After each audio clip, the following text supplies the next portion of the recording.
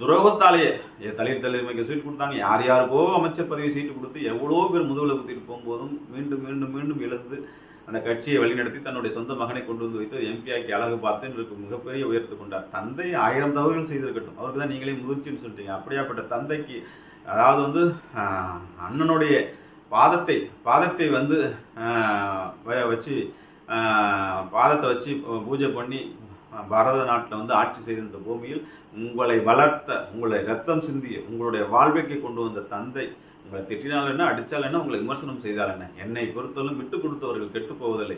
இப்போது நீங்கள் ஏடிஎம்கே கூட்டணிக்கு சென்று விட்டீர்கள், பிஜேபி கூட்டணிக்கு சென்று விட்டு உங்கள் தந்தை தவறு செய்யவில்லை, செய்தார், இல்லை 1000 தவறுகள் செய்ததாக இருக்கட்டும். அவருடைய கடைசி மனவேதனை, அவர் பட்ட துன்பங்கள், தந்தையுடைய மாதா பிதா குரு தெய்வம் சொல்கிறார், தந்தையோட வயிற்றெரிச்சலுக்கு தந்தையோட மனக்குணங்களை தாண்டி நீங்கள் எவ்வளோ பெரிய கிரீடம் சூட்டினாலும் அது வெற்றி கிரீடமாக இருக்காது.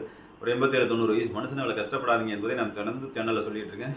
அவருடைய கோர்ட்டில் எல்லா பக்கமும் அவருடைய இயலாமையும் அவருடைய முதுமையும் பயன்படுத்தி கொண்டு, ஏன்னா பேப்பர்ஸ் எல்லாம் உங்கள் சைடாக இருக்குது, ஆவணங்கள்லாம் உங்கள் சைடாக இருக்குது, கோர்ட்டில் வாங்குறீங்க, செலவு கமிஷனில் வாங்குறீங்க, எல்லாம் பண்ணுறீங்க. யாரோட போட்டி போகிறீங்க? ஆகவே அருளாக இருக்கட்டும், ஜிகே மணியாக இருக்கு, யார் உங்கள் அப்பாவுக்கு தானே சப்போர்ட் பண்ணி பேசினாங்க. ஆகியோர்களை மன்னித்து நீங்கள் வந்து பிரம்மாண்டமான வெற்றி பெற வேண்டும் என்றால் நாளைக்கு தந்தையிடம் கொண்டு போய் இருக்கிற சீட்டை, அதை எம்பி சீட்டை கொடுத்து ஆசீர்வாதம் வாங்கணும். ஆசீர்வாதம் நேரம் வாங்கியிருக்கணும். நீங்கள் வாங்கலை, போனா போயிட்டு போகுது. இதுக்கப்புறம்னாச்சும் வாங்கி குடும்பத்தை ஒன்று சேருங்கள். மற்றவர்கள் விமர்சனத்தை ஊரு 2 பட்டா கூத்தாடி கொண்டாட்டங்கிற மாதிரி எல்லாரும் திண்டாடி கொண்டு இருக்கின்றார்கள். அவர் 1000 கோபங்கள் இருக்கட்டும், நீங்கள் அவரிடம் ஆசீர்வாதம் போய் சென்றால் மன்னித்து விடுவார்.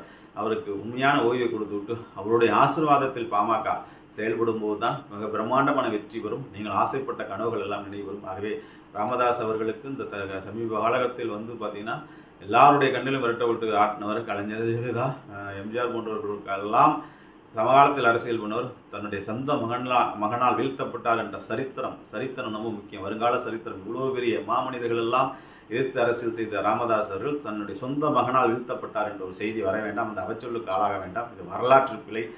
அன்புமணி அவர்கள் எம்பி சீட்டு வாங்கினதுக்கப்புறம் அவருக்கு எம்பியாக போய் ஆசீர்வாதம் வாங்கிட்டு இந்த கூட்டணியை ஒன்று சேர்த்து கோர்ட்டு கேஸ் எல்லாத்தையும் வாபஸ் வாங்கிட்டு விட்டு கொடுத்து போவதை கெட்டு போவதில்லை, தந்தையிடம் விட்டு கொடுத்து போவதை கெட்டு போவதில்லை. ஒன்று சேருங்கள்.